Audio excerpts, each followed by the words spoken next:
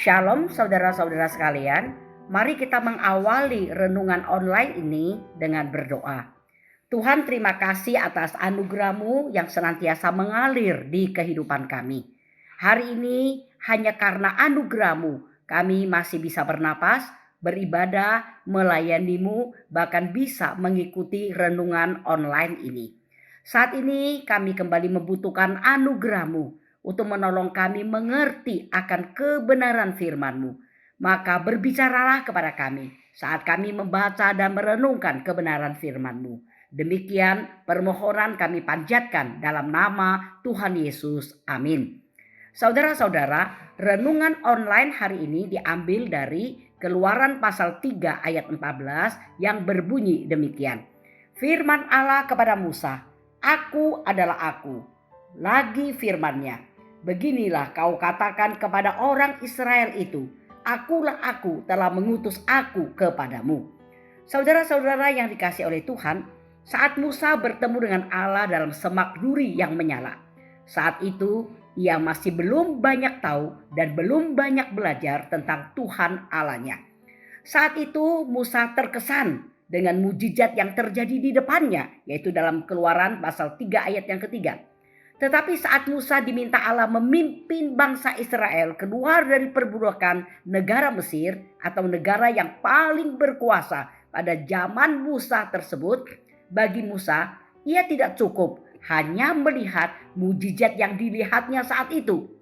Ia membutuhkan lebih banyak keajaiban atau mujizat lagi.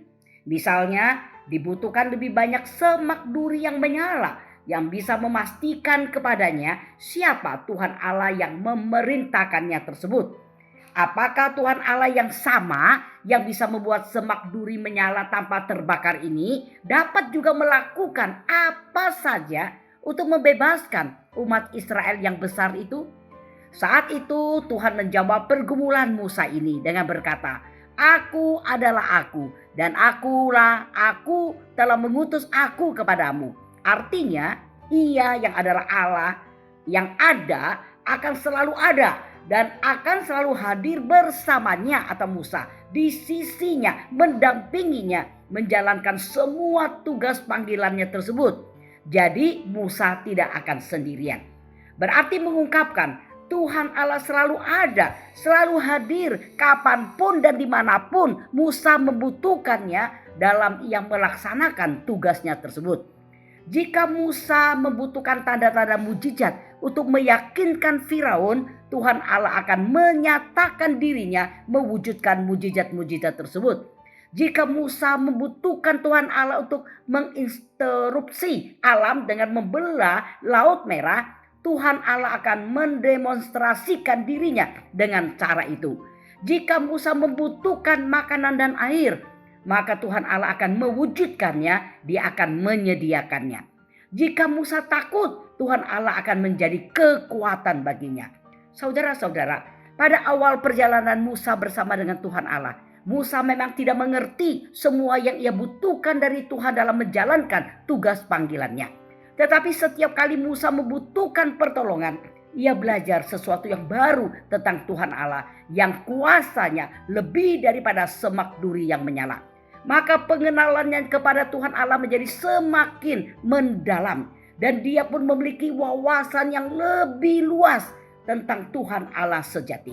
Saudara-saudara, apa yang terjadi bila Musa pada saat itu begitu terpikat dengan pengalaman semak duri yang menyala, sehingga ia membangun kemah di sana atau mendirikan gereja semak duri yang menyala di sana, dan terus mau di sana atau cuma di sana saja tanpa mau diutus Tuhan Allah?